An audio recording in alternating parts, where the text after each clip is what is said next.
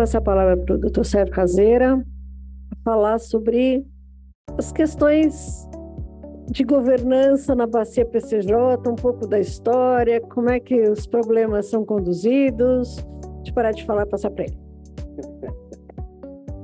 Vou falar em pé, tá? Como você quiser. Então tá bom. Bom, gente, obrigado. Boa tarde.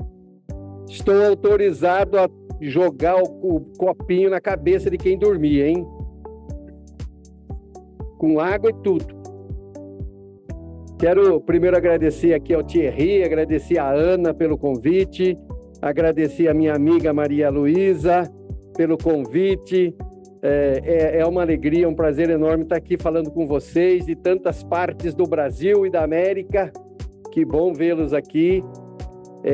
Venho contar aqui uma historinha de 30 anos, 30 e poucos anos, 35, e o meu amigo André Navarro, lá, secretário executivo dos comitês PCJ, porque tem 3 comitês em um lá, no PCJ, eu já vou falar do PCJ já, não vai me deixar aqui mentir sozinho, ele vai me ajudar, me apoiar, e vou contar com a colaboração do Osman, né, que está lá no cantinho lá, e que tem também, a gente fala assim, participou do rascunho da Bíblia.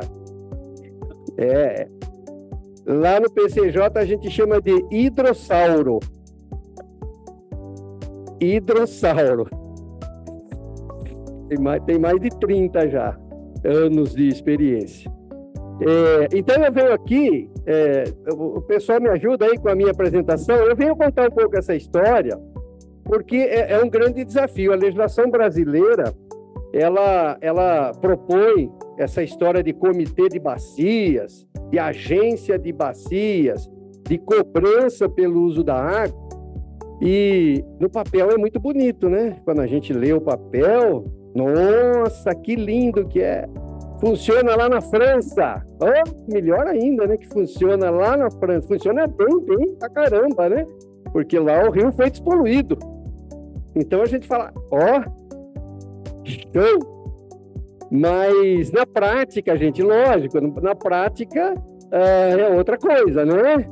Então a gente está lá, eu costumo dizer assim, não tem certo e não tem errado. Tem o jeito que deu para fazer.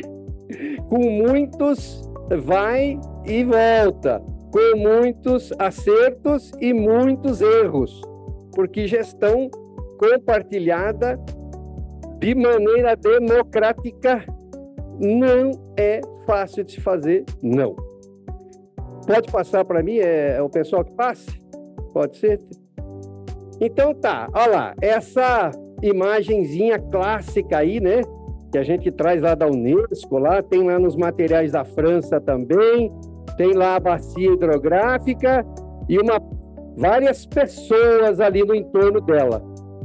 E quem são essas pessoas que estão ali ao lado dela?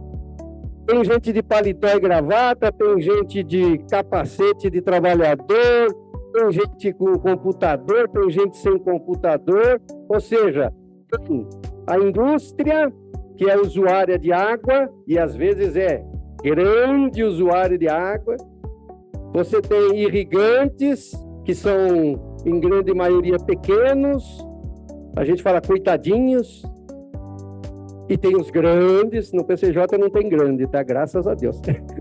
Mas tem os pequenos. Tem universidades que querem, né, modelos matemáticos que quer que funcione e prova que funciona.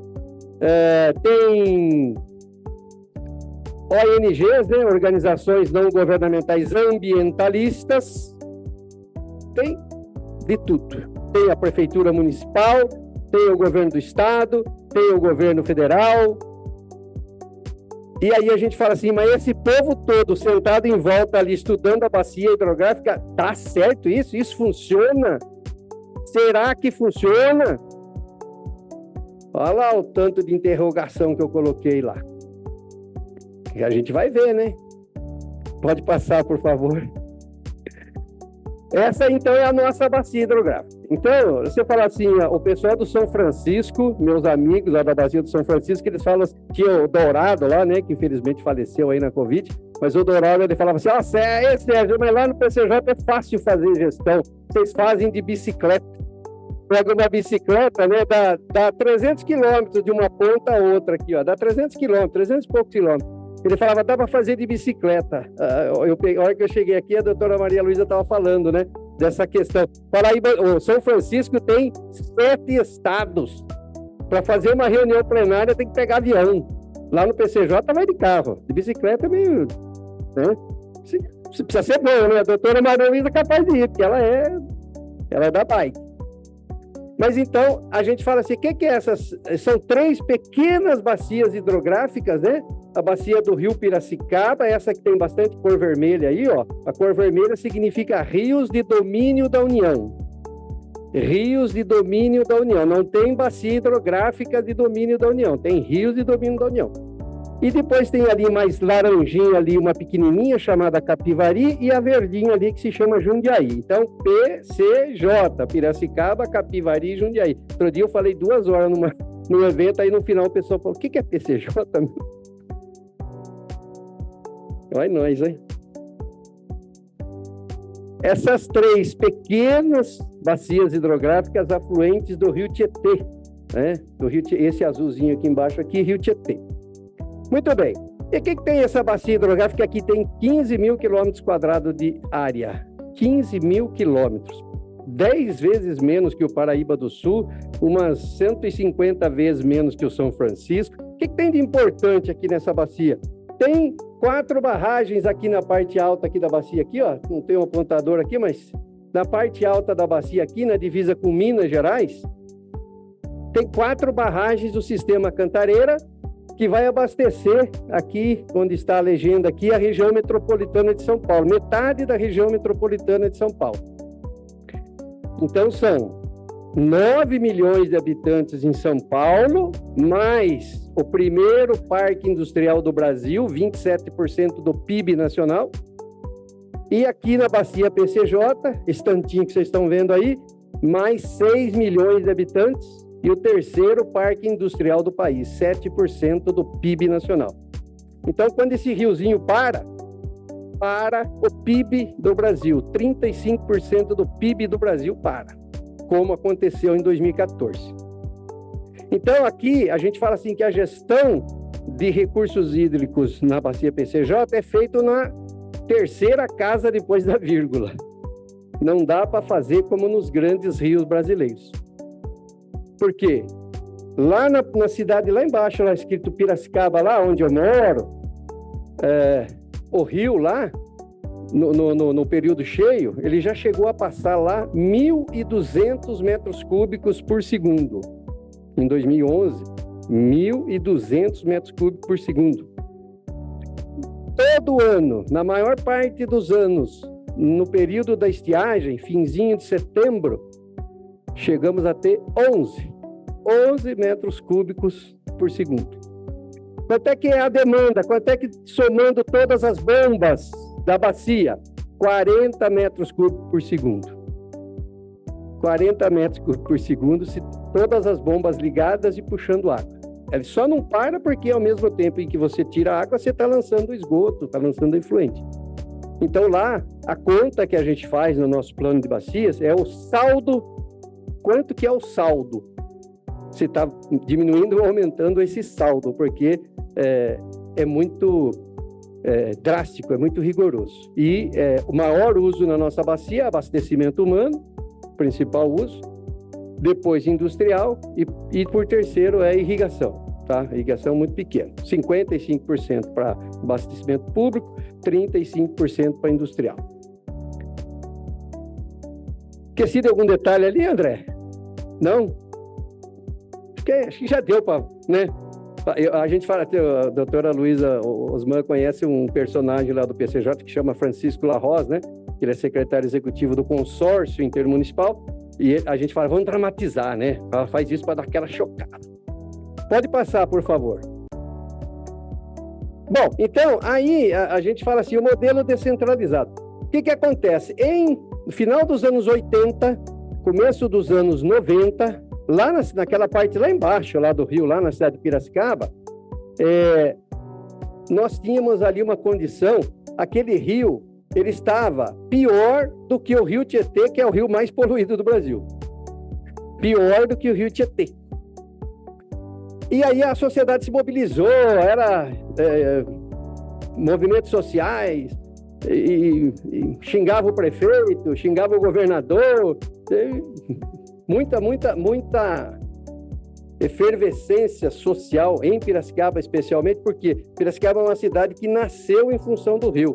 O rio corta o meio da cidade. A gente até fala assim que lá em Piracicaba as pessoas não constroem a casa de costas para o rio, né? Normalmente, numa área invadida, é a costa da casa que fica lá para o rio. Lá não, lá as pessoas constroem a casa de frente para o rio, porque o rio lá é bonito, é uma paisagem, e a cidade fica triste quando o rio está ruim, a cidade fica contente, tem uma vida toda de turismo lá na cidade em função do rio, tá? Então, tinha esse modelo de gestão centralizado, né? Aqui no Brasil, a lei só mudou em 97, com a 9433. Lá em São Paulo mudou antes, mudou em 91, né? Mudou em 91. São Paulo já tinha uma lei que falava em gestão descentralizada. E a mobilização social, e aí o que a região lá pensou? Pensou num organismo regional, porque os municípios, cada um tentando resolver seus problemas, mas não conseguia sozinho, né? Naquela bacia lá nós temos 76 municípios, tá? 69 em São Paulo, 5 em Minas Gerais. Então não tinha ação individual dos municípios, né? Lógico, você fala assim, lógico que tem, certo? Tem que coletar, tem que tratar esgoto, tem que, né, plantar árvore, tem que proteger a nascente. Mas não tinha essa visão ainda. Apesar de saber que precisava coletar, tratar esgotos, né? Enfim, criou-se um organismo regional chamado Consórcio Intermunicipal, isso foi em 1989, existe até hoje, é muito ativo, ajuda muita gente lá no comitê, na agência.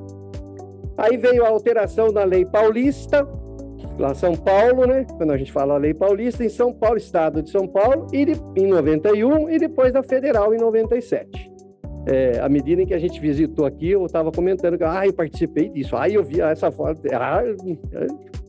tô aqui desde antes da existência da Ana, com muito orgulho, vi nascer a Ana. E aí veio então em 93, em 91 aprovou-se a Lei Paulista, em 93 instituímos o primeiro comitê lá, né, o Comitê Paulista. Esse ano nós vamos fazer 30 anos. E depois implantamos então o federal e o mineiro, porque também o estado de Minas Gerais também tem rios mineiros. Então tem os três. O consórcio era intermunicipal. Nasceu com só 12 municípios aderiram num primeiro momento, só 12. Hoje acho que são 30 mas não são 76. Não são. Pode passar?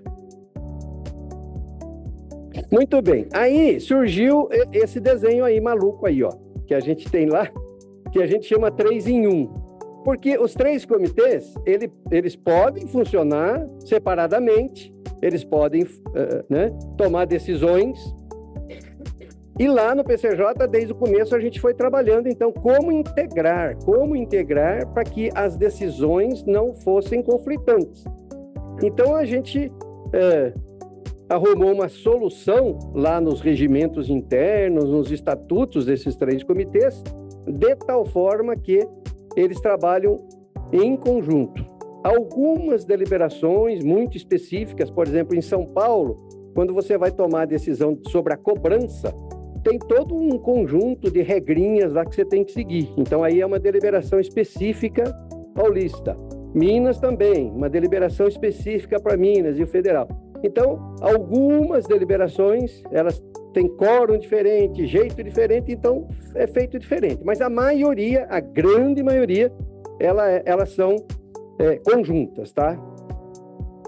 E o que tem de bacana nesse organograma aí? Eu falo para os meus amigos que são de outros comitês, dizendo o seguinte, que O PCJ não tem comitês afluentes, né? Normalmente um rio federal, normalmente ele é um rio de grande porte e tem vários rios estaduais afluentes. Apesar da gente ter três bacias ali, nós não temos subcomitês e nem comitês afluentes, a gente tem comitê, tá? Então, lá a gente não tem comitês afluentes, como o Paraíba do Sul, que se não me falha a memória, tem 12 comitês afluentes. O Grande, se não me falha a memória, 7 comitês afluentes no Paraíba do Sul. E no Grande agora, acho que tem 12 ou 13, né? 14. A bacia do Rio Grande, que está sendo formado o comitê, já foi formado o Comitê Federal, tem 14 comitês afluentes. Mas eu tenho lá no PCJ, nós temos no PCJ 12 câmaras técnicas. 12 câmaras técnicas para todas as especialidades. Águas subterrâneas, educação ambiental, integração e difusão de tecnologias, ali onde a gente traz as universidades, água na indústria, água no meio rural, monitoramento, outorgas e licenças, plano de bacias, recursos naturais, água no meio rural, saneamento e saneamento ambiental. Acho que é o único comitê do Brasil que tem saneamento ambiental. E quantas pessoas participam dessas câmaras técnicas? Mais de 1.000 pessoas. Mais de 1.000. Cada câmara técnica dessa tem 80, 90, 100 membros. E são membros qualificados de prefeituras, de órgãos de Estado, de universidades, de mentes muito boas. Lá no PCJ a gente tem parceria também com uma escola de engenharia lá do Piracicaba, onde a gente, estou dizendo comitês, e eu oro sempre para o André, porque o dono do comitê é ele, não sou eu não, eu estou lá na agência da bacia, eu estou lá executando o que o comitê delibera, certo? Que é essa a nossa função lá. Mas nessa parceria comitê-agência, nós temos lá o patrocínio de um membro de Câmara Técnica por ano para participar de um curso de especialização em gestão de recursos hídricos. Se existe lá, se vocês quiserem fazer, vocês podem ir também, tá? É curso de especialização, com dinheiro dos 6, tá? A gente só paga um por Câmara Técnica, né, André? Então, tudo isso por quê? Porque a gente precisa tomar decisões sempre qualificadas. Não dá para brincar, não, senão falta água mesmo na casa das pessoas. E é terrível, né? Faltar água é terrível. Então, esse é o nosso desenho. Tá lá aquele PCJ lá no cantinho, lá é a nossa agência da bacia, e a parte mineira, essa forma jurídica de fundação, que é a nossa agência lá, por obrigação da lei paulista, a lei do Estado de São Paulo, tem que ser fundação de direito privado. E em Minas não aceita essa figura. O federal aceita, mas Minas não aceita essa figura jurídica. Então nós não podemos ser agência para Minas Gerais. Então quem faz esse papel lá é o IGAN.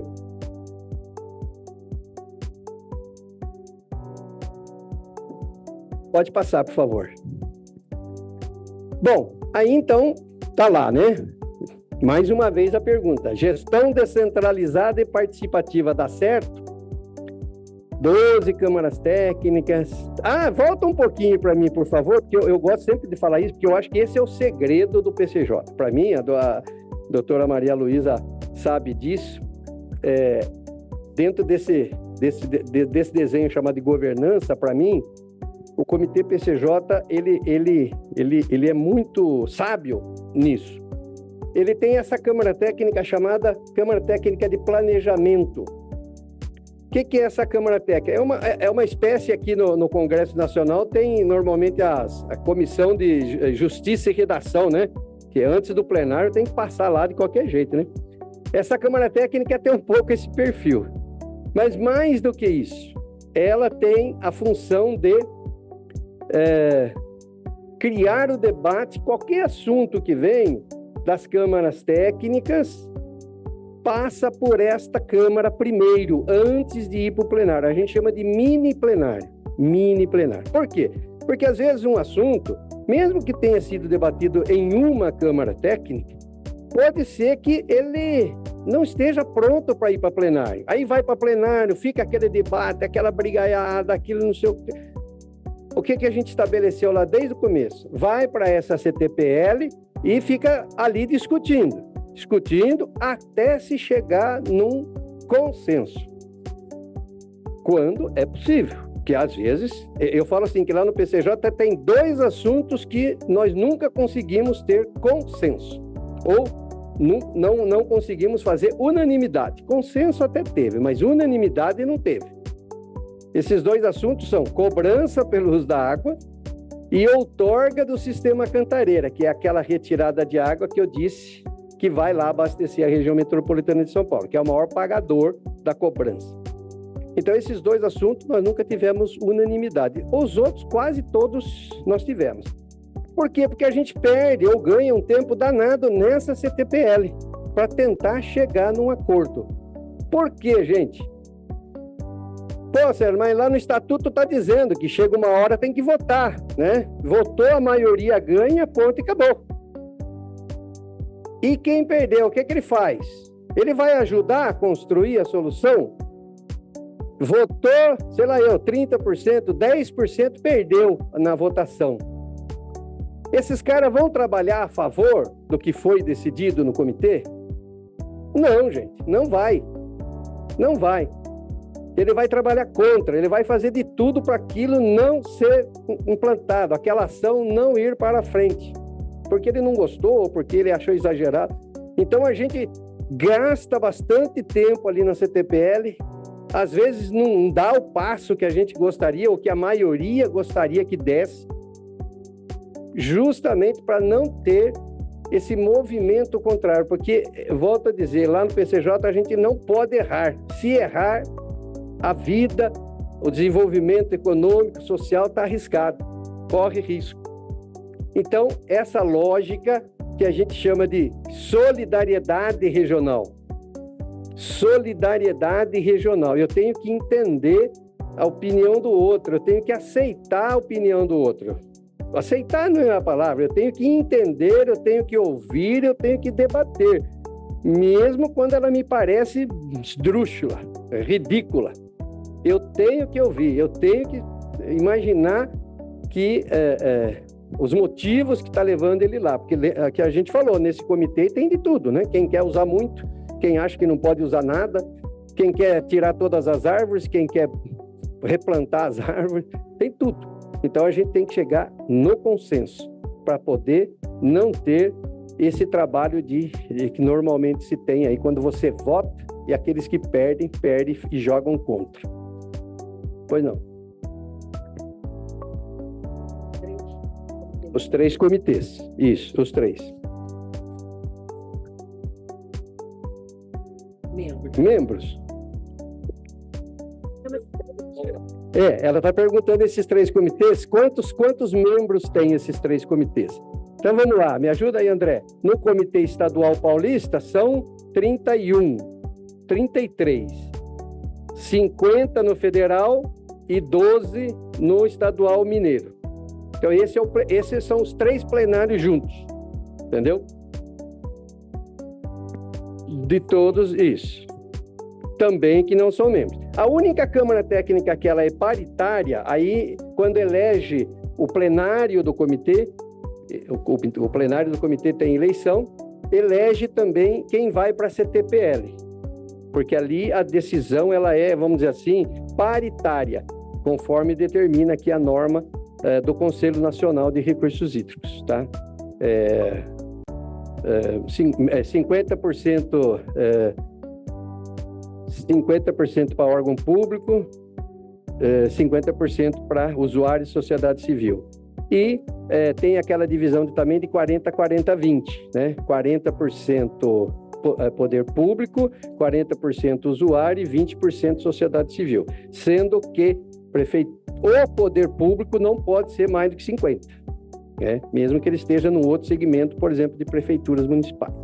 Falei certo? Acho que é isso mesmo, né? 40-40-20. Muito bem, pode passar. Então, entendeu? A Câmara Técnica é uma só. As câmaras técnicas trabalham para os 3 comitês, que tem uma reunião só uma discussão só, um plano bacia só. A gente tenta fazer tudo um só, mesmo tendo 3 leis que a gente tem que seguir. Isso, as outras câmaras, qualquer cidadão, qualquer entidade pode pedir para participar em qualquer época do ano, basta que ela mande um ofício, então ela vai lá e participa, tá? Só no plenário e na Câmara, na CTPL, que precisa ser paritária, então tem votação. Então, essa solidariedade regional que é a nossa visão estratégica, né? Sempre olhando que muito provavelmente, do ponto de vista da qualidade da água, é mais fácil gastar um dinheiro no município que está a montante para beneficiar o meu município. Mas parece simples, parece lógico. Mas vai lá na prática fazer isso funcionar. Não funciona assim tão facilmente, tá? Pode passar? Muito bem, então, voltando à pergunta sempre, gestão descentralizada dá certo? O que a gente já fez lá em termos de resultados? Olha lá, nesses 30 anos, hein, gente? Nesses 30 anos. Nós já reenquadramos o Rio Jundiaí, que é uma das 3 bacias, né? Essa bacia, esse rio já foi reenquadrado, ele era classe 4, nós conseguimos reenquadrá-lo para classe 3, depois de um enorme trabalho de 30 anos, com indústria removendo mais, melhorando o seu tratamento, os municípios implantando, porque não tinha coleta, tratamento de esgoto. Conseguiu-se efetivamente, com muita medição, provar que o rio melhorou, então reenquadrou. Eu costumo também dar esses números aqui como prova, né, do nosso trabalho e da gestão descentralizada participativa. Coleta de esgoto. Quando instituiu o Comitê PCJ, naquelas 76 cidades, nós tínhamos 3,5 milhões de habitantes, em 1993. Tinha lá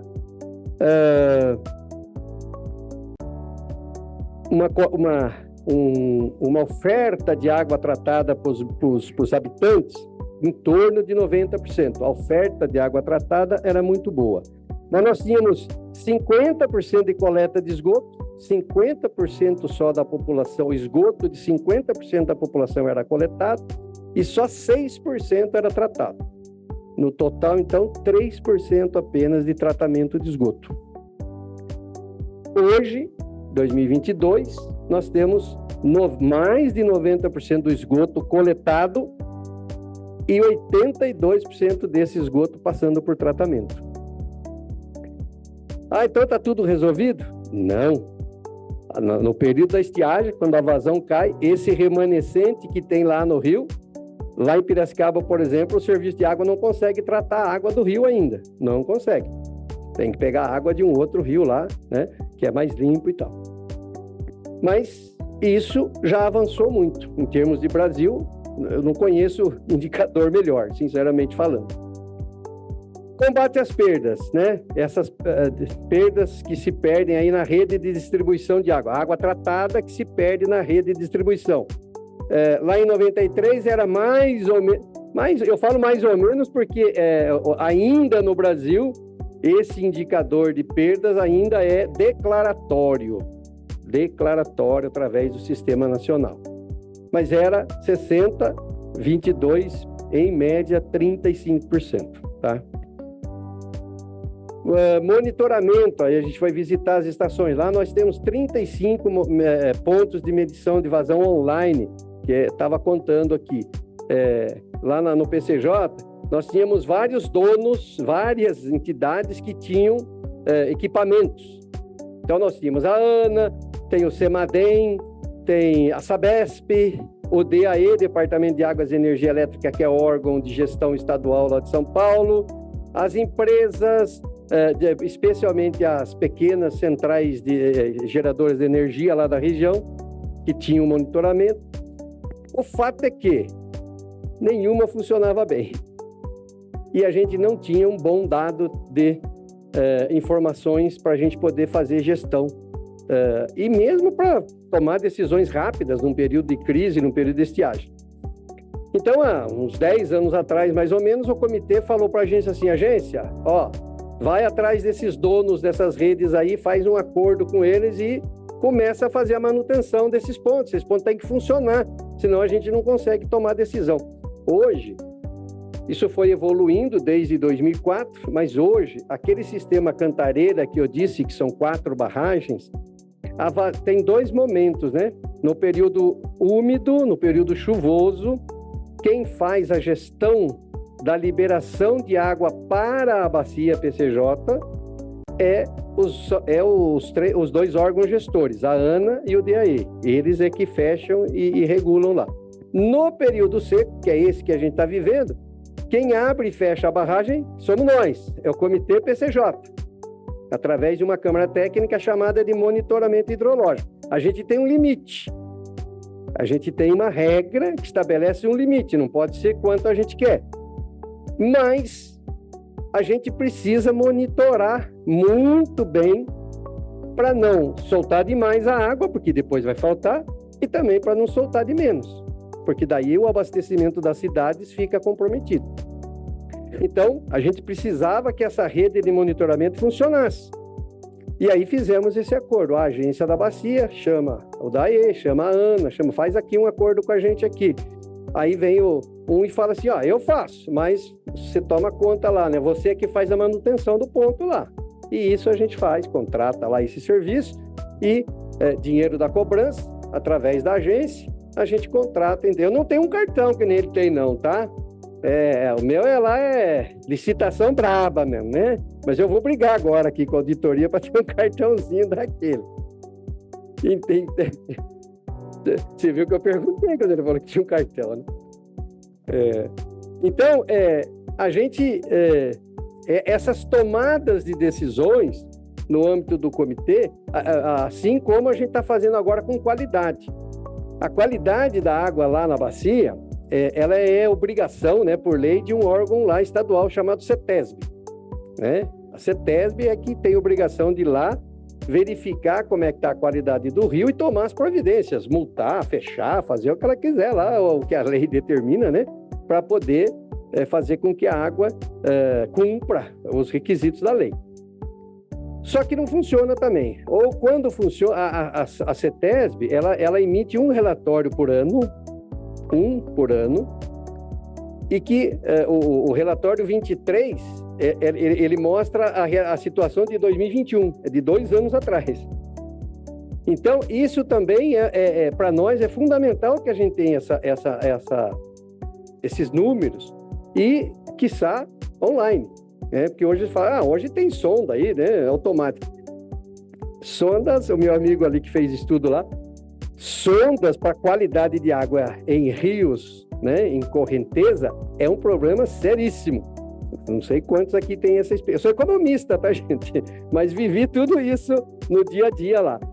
E a gente tem um problema sério para fazer esse monitoramento. Estamos agora, então, fazendo em parceria com a CETESB, repassando dinheiro para a CETESB, para que ela tinha 2 sondas automáticas só. Não gosta muito de ter sonda automática, não. Mas agora a gente já colocou dinheiro, vai ter mais 2, e o nosso projeto é até o final de 2024 com 10, né? 24, acho que é o planejamento. Com 10 sondas automáticas. E com a CETESB lançando tudo isso na rede na internet. Esse é o acordo nosso lá. Por isso a gente está colocando dinheiro da cobrança nesse sistema, tá? Então, são essas decisões, esses acordos que o comitê consegue fazer com dinheiro da cobrança. A gente sempre fala assim, dinheiro da cobrança, infelizmente, aqui no Brasil, a única política pública brasileira que tem a sua própria forma de financiamento é recursos hídricos. A segurança pública não tem, a educação não tem, nada tem a sua própria, é tudo imposto, dinheiro que vem do imposto.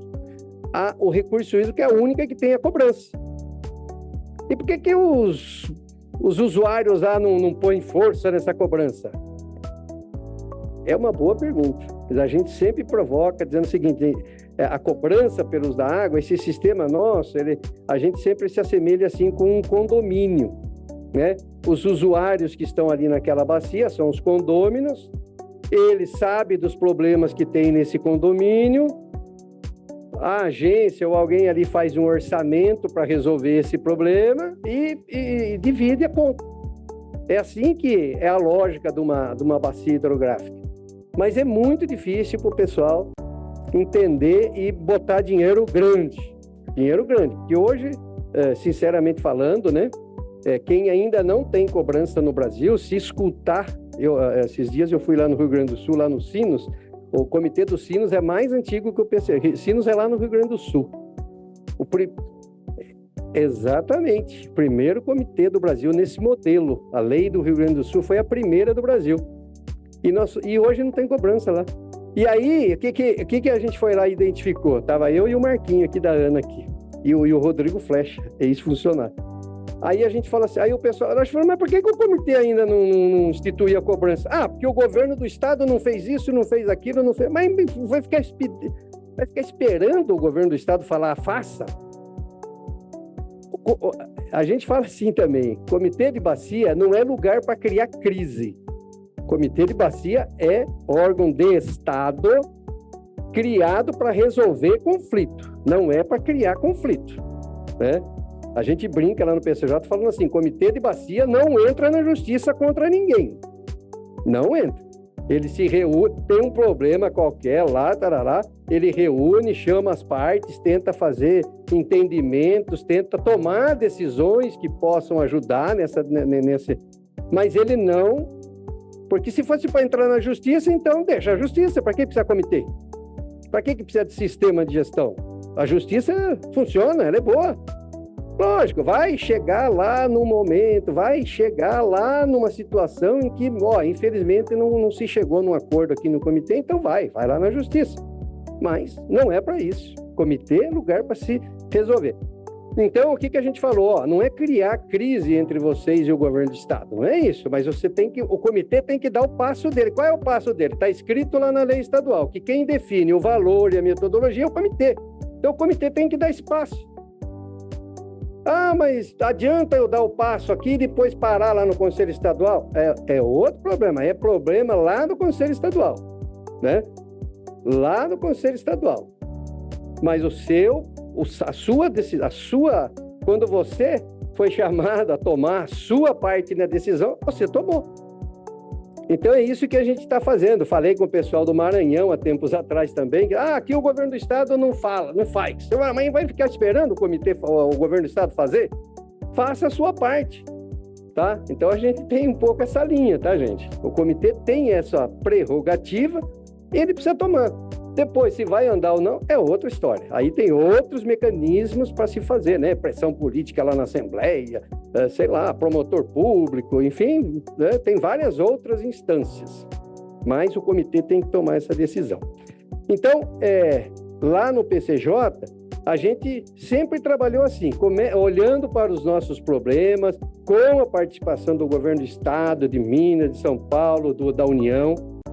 Mas a gente não pode ficar parado e a gente não fica parado. A gente toma as nossas decisões, tá? E vai tentando fazer. A outra coisa que é importante, né? Que eu sempre falo também, tinha lá o nosso secretário executivo lá, o Moretti, né? Que era uma das pessoas iluminadas na gestão de recursos hídricos, né? E ele sempre falava assim, a gente tem um custo ter agência da bacia, tem um custo, e é alto, não é baixo não, é um custo alto. Aí ele falava assim, mas quem tem uma agência de bacias e tem a cobrança pelos da água, consegue ser um comitê profissional. Por quê? Porque a agência e aquele pouquinho de dinheiro que tem, vai ser importante para fazer cumprir, colocar de pé as decisões que o comitê tomou. Porque se o comitê existe, não tem cobrança, não tem agência, ele vai sempre depender dos outros, de dinheiro dos outros, de gente para fazer por ele. Então, o comitê tem que ter, quando possível, lógico, tem situações que não é possível, porque o custo, volto a dizer, é alto. Então, esse trabalho que a gente tem encaminhado lá no PCJ, nesses 30 anos, e que vem conseguindo, vamos dizer assim, implantar as ações necessárias, as ações que estão lá no plano de bacias e para melhorar a situação da bacia. Então, não é um trabalho fácil. Eu falo assim que na lei tem algumas palavrinhas mágicas que ela fala assim, né? Como é que é? Ser secretaria executiva do comitê. Isso é uma coisa difícil, principalmente para o nosso lá, que tem 12 câmaras técnicas, ou para o outro lá, que tem 14 comitês afluentes. Integrar as informações. Essa é difícil, né? Você tá enjoado já de eu falar, né? Porque a gente fala assim, ó, poxa vida, integrar as informações, o que significa na prática? Significa na prática eu pegar todo mundo que produz informação, e tem muita gente que produz informação, universidade produz informação, órgão gestor produz informação, o serviço de água da cidade produz informação. Tem um monte de gente que produz informação, mas ele guarda para ele. E é a dele. E, às vezes está até errado, mas ele produz e acha que aquela é a certa. Aí é papel nosso, da agência, chamar esses entes e falar, vamos compartilhar? Vamos compartilhar, porque daí todo mundo trabalha sobre a mesma base. Porque eu falo assim, que tem informações que só nós, a agência e o comitê, tem. Só. A informação ali, como é que a gente fala isso? Quando a informação é checada, qualificada, validada, tem uma outra palavrinha que me fugiu agora, mas validada, uma informação validada ali da bacia, só a agência tem. O órgão gestor do estado não tem, a prefeitura não tem, a ANA não tem. Não tem obrigação de ter. Então, eu falo, se a gente quer trabalhar, se a gente quer planejar, se a gente quer tomar decisões certas, corretas, temos que fazer esse papel. Mas não é simples, porque essas caixinhas pretas, é difícil da gente entrar ali e conseguir essas informações. Muito difícil. Muito difícil. Mas se a gente não faz isso, a gente não consegue tomar boas decisões e não consegue planejar bem e não consegue executar bem. Então, gente, a vida de um comitê de bacias, ela é fundamental para as nossas bacias hidrográficas, porque ali é que você tem qualidade. Lógico, a ANA ajuda, um monte de contratando plano. Normalmente, quando você contrata um plano de bacias, vai alguém lá, vai uma empresa lá e levanta as informações, né? Mexe nessas caixinhas pretas aí, traz essas caixinhas pretas, né? Abre essas caixinhas pretas. Mas isso tem que estar em uso constante para poder estar atualizado e cada vez mais precisas.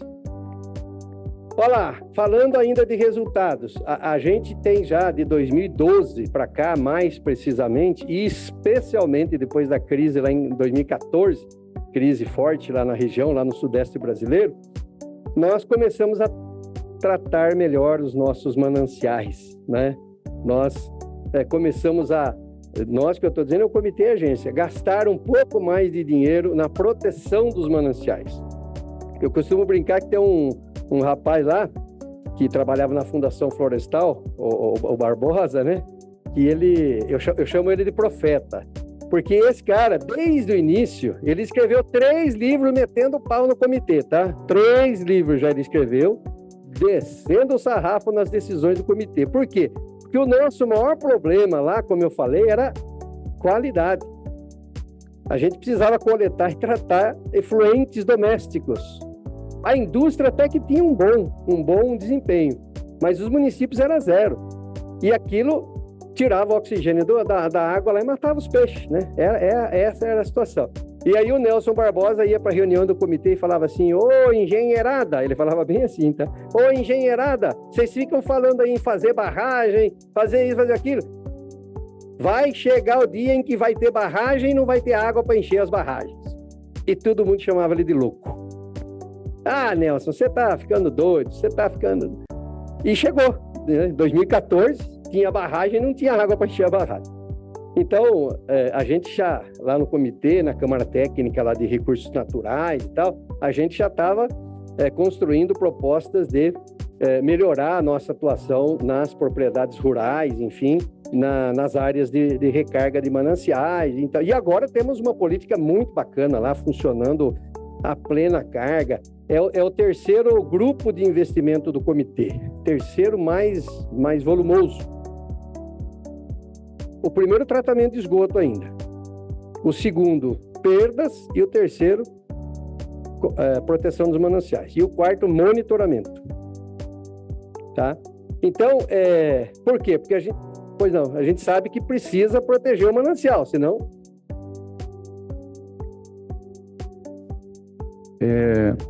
Bem, boa tarde, Leonardo Maia.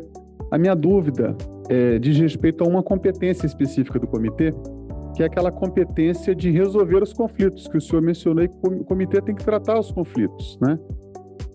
A minha pergunta seria o seguinte: no caso lá do PCJ, né, o comitê, ele exerce essa atribuição de deliberar e decidir, ou arbitrar, a lei fala arbitrar, conflitos relacionados com os recursos hídricos?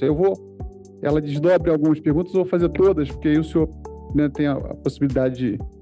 E aí a minha pergunta isso se dá num procedimento formal, documentado? Tipo, esse conflito está documentado nesse expediente, tem início e fim, né?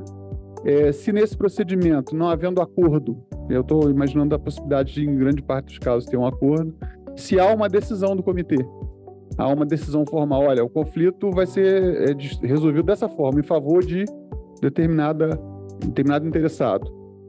E se o senhor puder resumir, né, se exerce essa competência, como seria essa tramitação, em resumo, assim, né, do início ao acordo ou decisão, e como se dá o cumprimento do acordo ou da decisão em caso de descumprimento pelos interessados, né? O que o comitê faz? Encaminha para alguém ou adota alguma providência?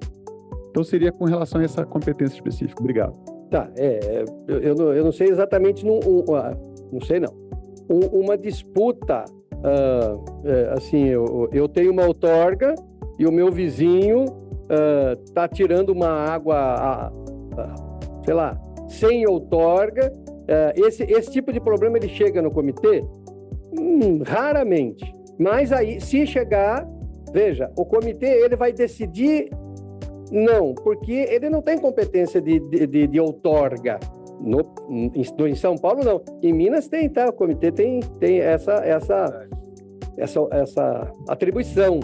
Mas lá em São Paulo, não. Então, esse conflito, por exemplo, de outorga, vai lá para o órgão específico, ou para a ANA, se for um rio federal, ou para o DAE, lá, Departamento de Águas e Energia, se for um caso estadual. Mas o que tem muito lá que a gente avalia, o comitê avalia? Por exemplo, a implantação de um empreendimento. Então, um grande loteamento, uma grande empresa de qualquer ramo de atividade. Há 20 anos atrás, a gente não conseguia participar dessa decisão de instalar ou não esse grande empreendimento na região. A gente não conseguia. Depois, o comitê, sem pedir permissão para o Estado, começou a participar. Ele falou, opa, peraí, ô Estado. Lá em São Paulo, quem faz essa parte do licenciamento ambiental também é lá um órgão da CETESB, né? Então, a gente falou, CETESB, nós queremos participar dessa deliberação, dessa decisão, porque esse empreendimento, esse loteamento, essa empresa vai aumentar o problema na nossa bacia. Então, nós queremos participar. No começo, foi meio a contragosto, né? Então resolve aí e me manda a sua manifestação. Então o comitê botava lá o empreendimento para ser analisado e tal, e discutia isso publicamente lá na sua Câmara Técnica, e depois ia para plenário. Hoje esse roteiro está bem desenhado. Tudo que for licenciamento ambiental, o comitê se manifesta quando ele é de grande porte, quando a outorga é significativa, a gente fala quando ele tem um EIA-RIMA, né? Quando o empreendimento exige, por conta do tamanho dele, um EIA-RIMA, então esse EIA-RIMA hoje está no fluxo de decisão do órgão que faz o licenciamento ambiental. Então, toda vez ele manda para a gente lá, tem uma Câmara Técnica, tem um grupo de trabalho específico, que a gente chama de GT Empreendimentos, e esses empreendimentos são analisados lá. E aí o comitê vai dizer, ó, concordo, não concordo, concordo desde que, aí coloca lá algumas condicionantes. Então, isso existe, e formalizado, tá? Então, a nossa discussão, vamos dizer assim, é mais nesse sentido. Eu coordeno esse grupo lá, André, Comitê PCJ. Acho que, assim, a maioria dos conflitos não tem um formulário, entre com o seu conflito e formalize. É difícil chegar a um conflito dessa forma. Eu vou dar 3 exemplos, assim. Se a gente pegar, por exemplo... Oi? Ah, tá. Eu gostaria de dar alguns exemplos, assim. O Sérgio me complementa se... Por exemplo, em Indaiatuba, capta na bacia do Capivari, e eles tinham uma demanda importante de aumentar a captação de água, poderia captar no Jundiaí.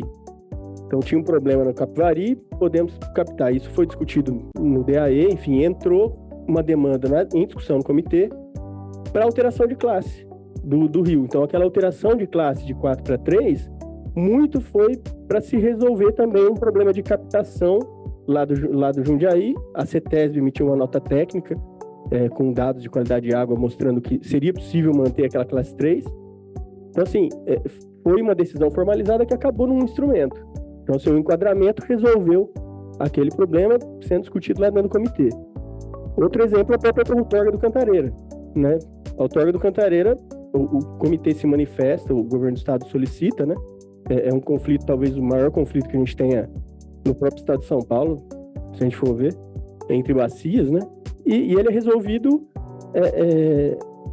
o aval do comitê praticamente é algo que é importante. O Sérgio comentou que nos períodos de seca, as descargas é o comitê que define, né? Então, a partir de limites, enfim. Então assim, essas discussões são meio nessa linha. Acho que é difícil ter os conflitos, assim, formalizados, mas eles são discutidos do ponto de vista... Começa numa Câmara Técnica e tal. Outro exemplo que eu ia comentar é regra operativa para PCHs. Então, por exemplo, a Câmara Técnica, que é a CTMH, né, de monitoramento hidrológico, quando começa a haver problemas, e sempre houve, assim, de uma liberação, que aí complica a captação de um município por baixar o nível, ou aumentar demais. Então, isso vai sendo discutido aos poucos. Por exemplo, chegou um momento que houve um entendimento que a CPFL iria entrar com uma solicitação para se discutir uma regra operativa no comitê, e aí o produto foi o quê? Foi um parecer da CTMH aprovado pelo comitê, e os órgãos gestores depois institucionalizaram isso nas outorgas. Então, acho que é um processo fluido, assim, mas vai se formalizando a partir dos instrumentos que se tem. Não sei se eu ajudei, mas... eu gosto sempre de dar também 2 outros exemplos. Um especialmente é uma fábrica de bebidas, né, da Ambev, lá na região. Caso eu posso citar nome porque é muito... Isso saiu em tudo quanto é jornal, então é público. Mas essa produtora de cervejas, ela queria se instalar no município, só que naquele ponto do município, a quantidade de água que ela ia retirar ia causar desabastecimento, porque ali, volto a dizer, o fluxo ali, ele é muito no fio da navalha. Então, o fato dela querer se instalar naquele ponto ia causar problemas. Aí, mas tem toda aquela história, né, de sei lá, ganhou terreno lá não sei de quem, da prefeitura, foi isenta de IPTU lá no município, então tinha lá suas vantagens de instalar naquele município, naquele lugar. Aí foi pro comitê. Aí o que o comitê falou? O comitê falou assim, ok, concordamos desde que o município não tinha dinheiro para tratar esgoto, reclamava e tal, não sei o quê, desde que você pague o tratamento de esgoto do município onde você vai operar. Na época, acho que foram 5 milhões ou 6 milhões de reais. Na época que eu estou falando, isso é mais ou menos 2010, 2008, por aí. Pois ela topou. Ela falou, quero, e pagou o tratamento de esgoto lá do município. Então, a gente chama de impactos positivos, né? Você tem que... O comitê também faz isso. Tem um outro município lá, aí eu já estou falando de Coca-Cola, no município de Jundiaí. Porque queria ir naquele município, porque está mais perto de São Paulo, tem uma série de coisas, né? Uma série de benefícios, aquele ponto, aquela instalação. Também o comitê falou, só que daí o município veio pedir a outorga e o município iria fornecer essa água para a empresa, né? A água tratada. Aí nós falamos para o município, ok, desde que... Isso foi em 2000 acho que foi antes da cobrança, que foi 2004, 2005, onde o índice de tratamento ainda era muito baixo, o índice de coleta da região ainda era muito baixo. Aí o comitê falou para a cidade assim, desde que, a cidade de 400, 500 mil habitantes, desde que você faça uma barragem para melhorar a captação de água aí da própria cidade, né? Eles estão muito próximos de uma serra lá e tal, e tinha uma vazão interessante lá, mas não tinha barragem. Então, o comitê falou, desde que você faça essa barragem, esse reservatório, e desde que você trate o seu esgoto. Colete 100%, ou chegue o mais próximo possível de 100% trata de esgoto. Não foi de imediato, mas uns 6 anos depois, 5, 6 anos depois, eles fizeram isso. Fizeram a barragem e trataram. Foi a primeira concessão de saneamento que teve lá na nossa região. 100% de coleta e 100% de tratamento.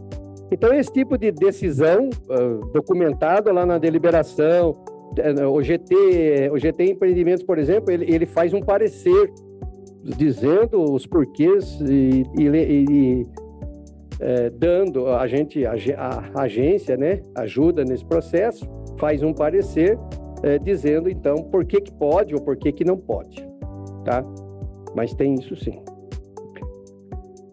Olha, eu acho que já terminei, né? Não terminei? Agora sim, agora ela levantou a mão, ó. Perguntas. Bom, meu nome, de novo, Valerie, da UFSB. Eu tenho 2 perguntas. A primeira é sobre informações. Aí tem uma curiosidade, que é em relação aos dados de saneamento básico.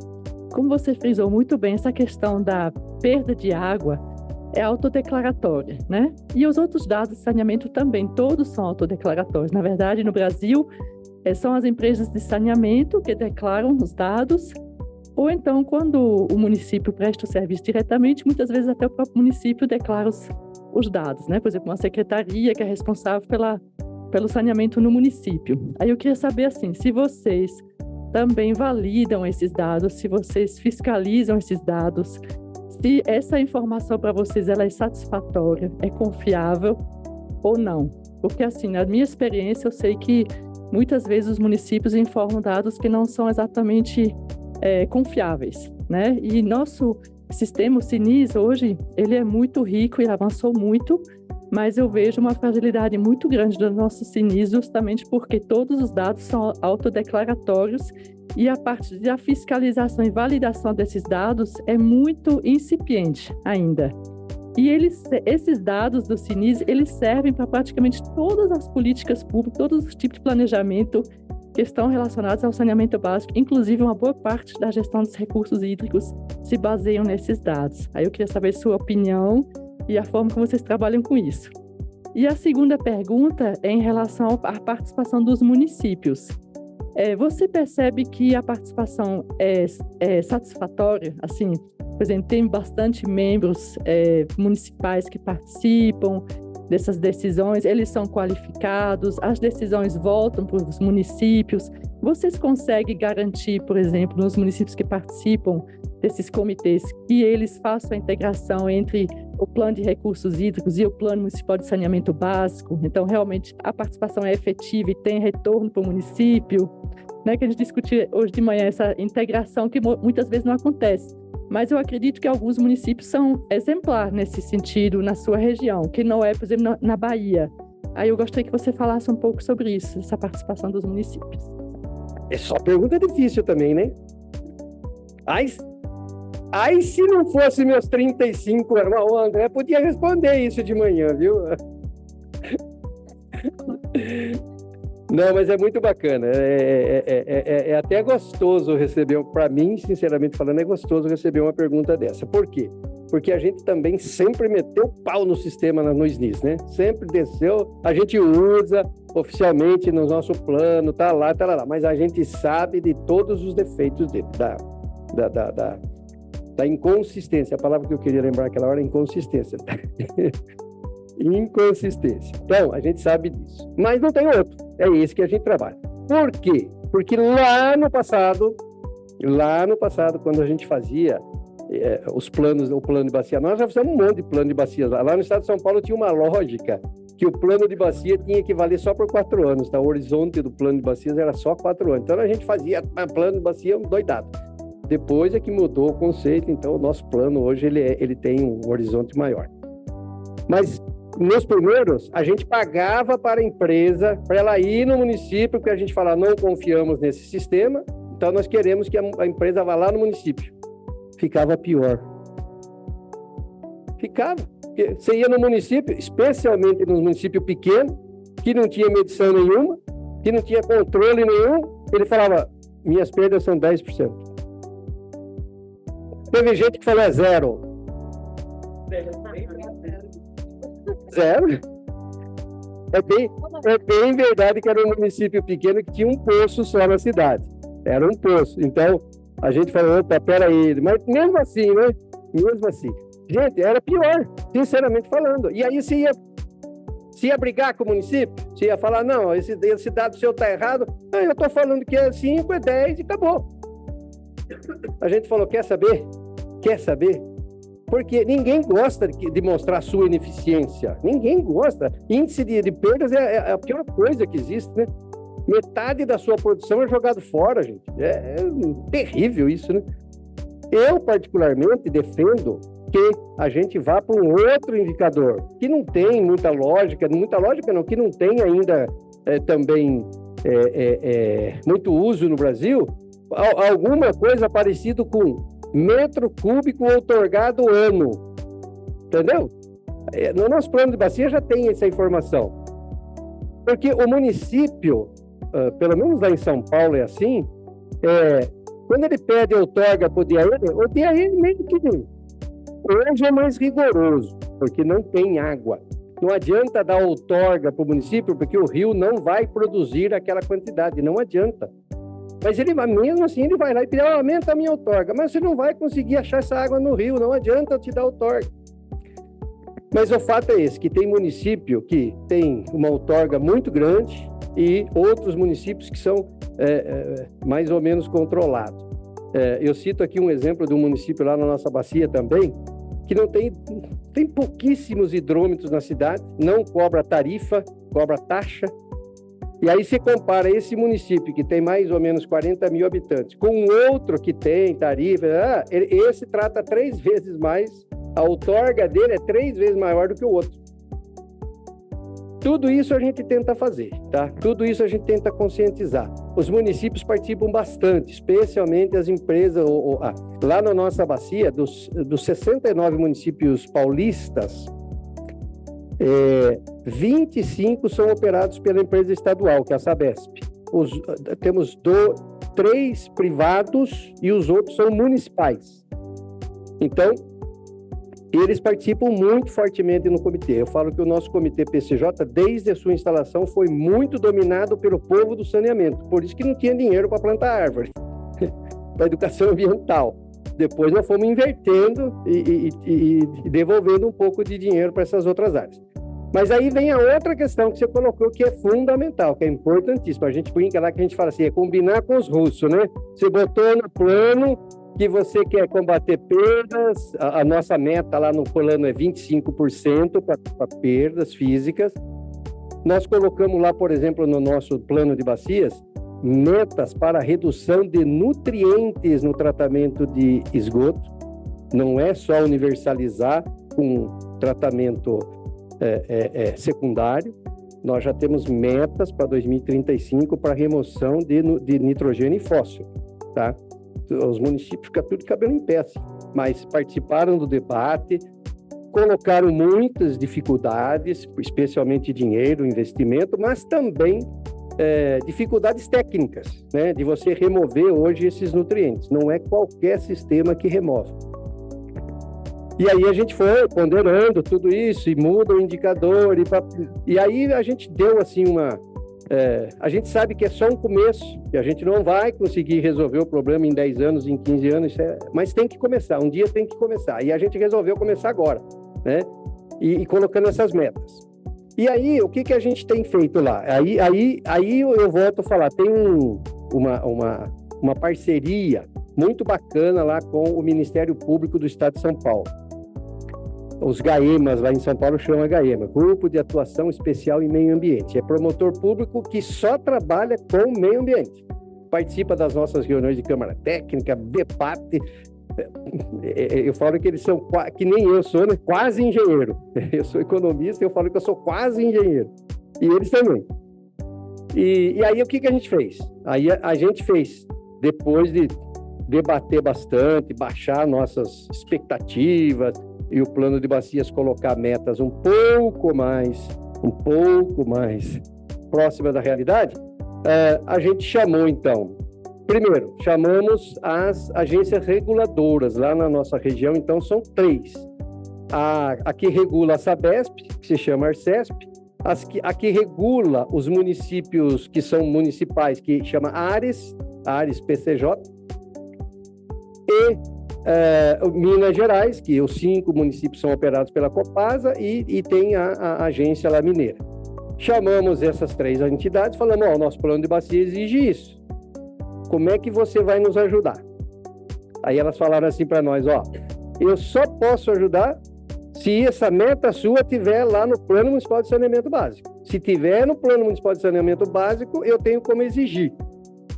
Então, poxa vida, o Comitê de Bacias, na sua estratégia, colocou bastante dinheiro para os municípios atualizarem seus planos no site de saneamento básico. Bastante, não é pouco não. Mas a gente tomou uma outra providência. E aí, com muita colaboração do Ministério Público, do órgão ambiental, porque as ETS têm que ter licença de operação, certo? Então, a gente fez uma reunião que eu chamei de histórica, há 2 anos, logo depois da pandemia, né? Logo depois que voltou aí as presenciais, a gente fez essa reunião. Então, o que a gente chamou? O Ministério Público, que através de TACs e outros instrumentos também provocam isso. A CETESB, que é o órgão ambiental, que faz isso, exigência e tal, e tem poder de polícia e tal, quando do licenciamento ambiental dessas ETS, da licença de operação. As agências reguladoras, por quê? Porque a agência reguladora, a primeira coisa que o município fala quando você faz qualquer tipo de exigência para ele fala, não tenho dinheiro, como é que eu vou fazer? Então, ou vai buscar dinheiro no comitê, que tem um pouquinho lá na cobrança, pelo menos para estudos, para projetos e tal, e a agência reguladora que tem o poder de botar dinheiro dentro da tarifa, aumentar a tarifa. Eles têm poder. Não precisa me perguntar para o prefeito. Não precisa. Lógico que pergunta, mas não precisa, tá? E nós, do comitê e da agência, porque a nossa estratégia sempre... A cobrança não tem dinheiro assim para resolver. O nosso plano de bacias fala que para atingir essas metas, essa primeira etapa das metas, precisa de 7 bilhões. Isso porque a gente foi bem modesto. 7 bilhões de reais. Lógico, cobrança não tem esse dinheiro. Mas a cobrança tem dinheiro para refazer o Plano Municipal de Saneamento, para fazer projetos de melhoria nas estações de tratamento de esgoto. A minha ET é muito ruinzinha tecnologicamente. O que precisa fazer aí? Você pode vir buscar dinheiro no comitê para fazer o projeto dela. E tem algumas pequenas intervenções que ainda tem dinheiro da cobrança para essas ações, tá? Especialmente interceptação e tal, tá? Que são um custo menor, né? Você consegue dividir, você consegue fazer por trecho. Então, a gente está nessa articulação, porque, de fato, a coisa mais simples que tem é nem saber da existência da meta lá do plano de bacias. Então, lá no nosso caso, a gente decidiu e agora a gente está tentando implementar. Não é fácil. Pois não. Sérgio, Adriana Bocaiúva, sou do Comitê da Baía de Guanabara, do Rio de Janeiro. Eu desconhecia que era um consórcio de municípios. A origem do comitê é um consórcio de municípios, né? E acho que até para os nossos companheiros lá do Chile que estavam interessados, né? Como é que você... tem um exemplo também muito exitoso no Rio de Janeiro, que é o consórcio dos municípios ali do Lago São João, você deve conhecer, né? Eu não sei se isso é uma boa fórmula para criar uma agência, os consórcios de município. Você quer falar um pouquinho sobre isso? Porque eu acho que até foi uma pergunta aqui dos nossos companheiros do Rio, e eu desconhecia que o PCJ, o pessoal lá do comitê, vamos ver como é que o PCJ faz isso, como é que o PCJ faz aquilo, as 12 câmaras. Eu falei, peraí, não dá para se comparar o PCJ, né? Vamos comparar aqui os nossos companheiros aqui, né? Que não só um território menor, mas uma cobrança menor, né? Enfim. E aí eu falei para ele dessa construção exitosa, né? Inclusive do comitê, que tem sim exemplos dos comitês que são constituídos antes da legislação, né? Às vezes por uma iniciativa de consórcio municipal, que eu estou achando que pode ser uma boa sugestão para que isso seja uma indução lá para quem não tem comitê ainda, mas a gente tem um problema com as agências, né? Então eu acho que às vezes os consórcios municipais podem ser uma boa... O que você acha? Perfeito. De fato, por que o consórcio intermunicipal lhe ajuda? Porque já era uma organização regional, então tem muitas facilidades. Facilidades eu não digo, mas pelo menos entendimentos, né? Entendimentos. Compromisso, né? A gente fala muito isso, né? O prefeito, quando ele tem que tomar uma decisão sozinho, olhando só para o público dele ali, ele é um. Quando ele vai para uma reunião regional, onde tem outros prefeitos de outros partidos, ele fica meio constrangido, tá? Fica, gente. Opa! Não estou dizendo que a gente consegue tudo, não. Não consegue. Tem prefeito que faz estragos, né? Monumentais, mesmo com tudo isso. Mas a figura do consórcio ela é bacana. No caso da legislação brasileira, e especialmente no caso do federal, o consórcio, inclusive, pode ser agência, né? Ele pode, é uma das figuras que está prevista na lei. No nosso caso, inclusive, ele foi, porque a primeira cobrança nossa lá foi em 2006, nos rios de domínio da União. Então, a gente não tinha essa entidade que eu presido hoje, que é a Agência da Bacia, a Fundação Agência da Bacia, mas porque a gente implantou primeiro no federal, então foi o consórcio intermunicipal. Então eu entendo que é uma boa figura, sim, tem possibilidades, eu volto a dizer, que é muito melhor do que se o município quiser fazer sozinho, por uma bacia hidrográfica, começar os trabalhos, às vezes, se cotizar e fazer um plano de bacias, o consórcio nosso lá fez isso, né? A gente cotizava lá para fazer o plano, porque não tinha dinheiro da cobrança, não tinha dinheiro do governo. Como é que vai fazer? Precisa fazer um plano. A gente não fica esperando o governo. Então, a gente se cotizava lá através desse consórcio intermunicipal e fazia determinados estudos que precisavam. Projetos executivos a gente chegou a fazer para vários municípios. Eu estou falando chegando porque eu trabalhei no consórcio também, trabalhei 10 anos no consórcio antes de ir para a agência. Então, é uma boa figura, sim, consórcio intermunicipal. Dá para ser executivo, né? Não precisa ser, não é uma instância só deliberativa, como um conselho municipal ou um conselho, né? Ele é executivo, dá para fazer várias coisas. Então, eu concordo com a figura de um consórcio intermunicipal que pode ser, tá? Pode ser bem bacana nesse contexto de gestão de recursos hídricos. Falei demais? Atrapalhei já Não? E eu quero saber de onde eu te conheço. Acho que é daqui mesmo. Meu nome é Nayara, sou do Ministério Público do Estado de Rondônia. Quando o senhor menciona a oitiva, a manifestação do Comitê Empreendimentos de Alto Impacto, com EARIMA, como isso foi viabilizado lá?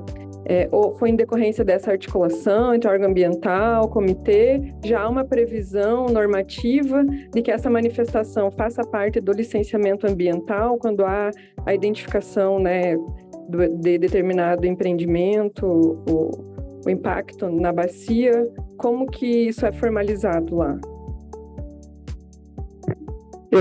No começo, ele foi um tanto quanto duro. Essa conversa não foi simples, tá? O órgão lá, ele não tinha obrigação de ouvir o comitê. A gente, em 2 momentos lá, aqui estou tentando lembrar a história, mas em 2 momentos lá, quando se tentou se instalar uma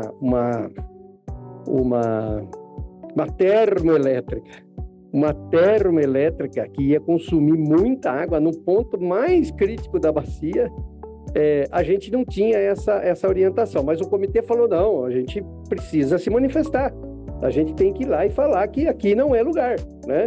Ou se quiser fazer aqui, tem que ser muito menor.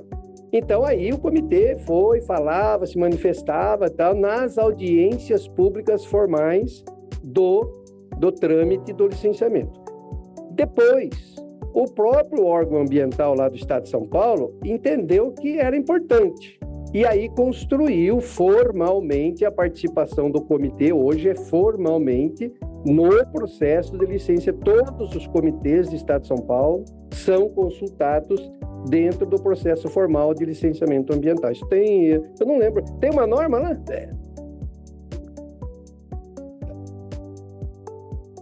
Do Conselho Estadual, tá? Então tem formal, tá? Tudo bem. Mas é consultivo. Ele é consultivo, ele faz parte do processo. Mas olha, funciona. Funciona porque eu acho assim, seria muito doido o funcionário lá do licenciamento não levar em consideração a discussão de um comitê, eu acho. Então, a gente tem sido atendido em tudo que a gente pede, tá? É verdade que acho que a gente chegou a falar não para algum empreendimento lá, André? Hein, André? Não, eu sei, mas agora, recentemente, não pode. Mais ou menos. É o desde que, né? A gente coloca um desde que lá, que algumas vezes até inviabiliza, né? Mas a gente não fala não, a gente fala desde que, tá? Acho que acabou, né? Olha lá, que beleza. Olha que beleza, tá ficando gostoso isso aqui. Uma pergunta com relação à privatização. Pedro, da Agência Nacional de Águas. Com relação a essa proposta do governo estadual de privatização da Sabesp, queria que você comentasse. E eu, conversando com um colega que foi funcionário aposentado da Sabesp, comentou que uma proposta que ele tinha era de que, para garantir que esse recurso volte para o setor, ele estava propondo que se criasse um fundo de saneamento onde esse recurso entraria com uma garantia para que voltasse, porque senão ninguém vai garantir para onde vai o dinheiro. Olha, Pedro, a gente até conversou um pouco a semana passada aqui, né? Ali não tem uma decisão do comitê, ou mesmo uma ideia formada dentro da agência a respeito disso. Nós respeitamos a decisão do governo, se ele quiser privatizar. Eu particularmente acho que não vai privatizar. Eu acho que ele vai capitalizar. Eu acho que ele vai vender, já é uma SA, né? Eu acho que eu faria isso, se fosse eu faria isso. Capitalizava, vendia lá mais 20%, 30% das ações. O governo estadual tem 51%, né, da Sabesp. Com 20% aí das ações da Sabesp, ele já tem alguns bilhões lá para gastar lá, né? Em outras áreas. Eu concordo com você, se puder pegar o dinheiro e ir para um fundo de saneamento, excelente. Acho pouco provável que se consiga, né? O governo tem maioria lá na Assembleia e tal, Então, mas o comitê não tem e não deve ter, na minha opinião, essa postura de ser contra ou a favor, a privatizar, não. Volto a dizer, conhecemos bons exemplos de privatizados e conhecemos bons exemplos de públicos, né? Conhecemos excelência. A NASA, por exemplo, é uma empresa municipal de excelência, tão boa quanto a Sabesp, mas é uma SA, né? Então, Pedro, é isso que eu tenho para dizer para você nesse momento. Né, doutor? Pois não. Pois não.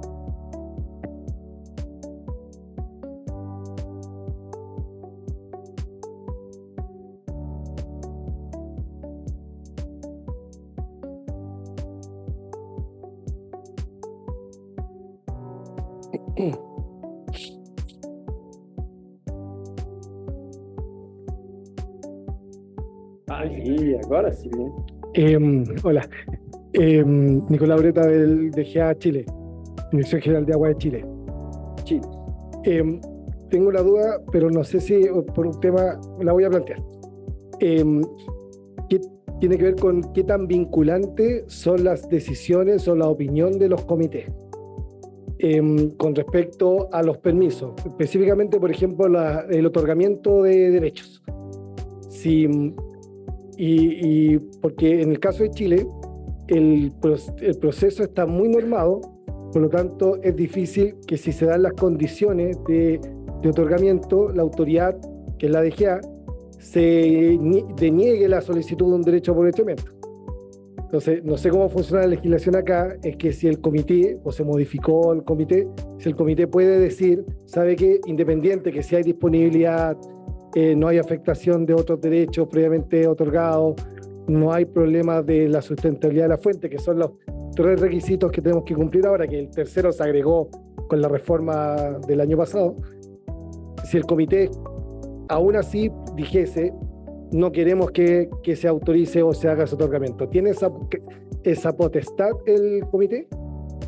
Olha, em São Paulo, no estado de São Paulo, o comitê não tem essa prerrogativa. Em Minas, ele tem essa prerrogativa de se manifestar a respeito de outorgas, tá?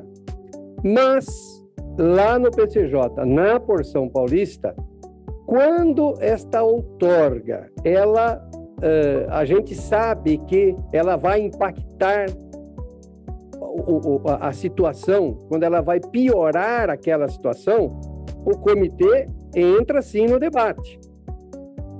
O próprio órgão outorgante, o próprio órgão gestor do Estado, ele pede a opinião do comitê. Ele pede. Neste caso, não teria obrigação. Diferente do licenciamento ambiental. No licenciamento ambiental, nós entramos no fluxo normal. No caso da outorga, não. Mas o órgão outorgante, ele faz questão de pedir para o comitê, porque ele sabe que a opinião do comitê vai respaldar a decisão dele, seja pelo sim, seja pelo não. Ok? Então, isso é formalizado, isso é feito um parecer, isso é estudado. Nós temos lá na nossa agência um sistema de suporte à decisão. É um sistema eletrônico, né? Temos lá todas as captações de água, todas privadas, públicas, todas as estações de tratamento de esgoto, todas. E a gente tem simulações de qualidade e quantidade para a bacia toda. Então, se a gente precisar, se um empreendedor quiser ir lá e verificar o que o empreendimento dele, seja na retirada de água, seja no lançamento da carga, o que vai impactar ali naquela região, hoje ele consegue simular isso lá no nosso sistema, a gente chama de SSD, tá? Então, a gente tem mais respaldo técnico para dar uma opinião. Mas, por favor, respondeu?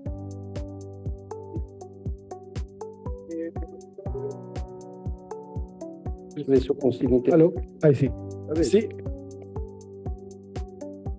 Voy a hablar más lento ahora. Sí, me contestó la pregunta, pero también tenía una parte legal. Al principio me contestó que había un estado que sí era vinculante, otro no.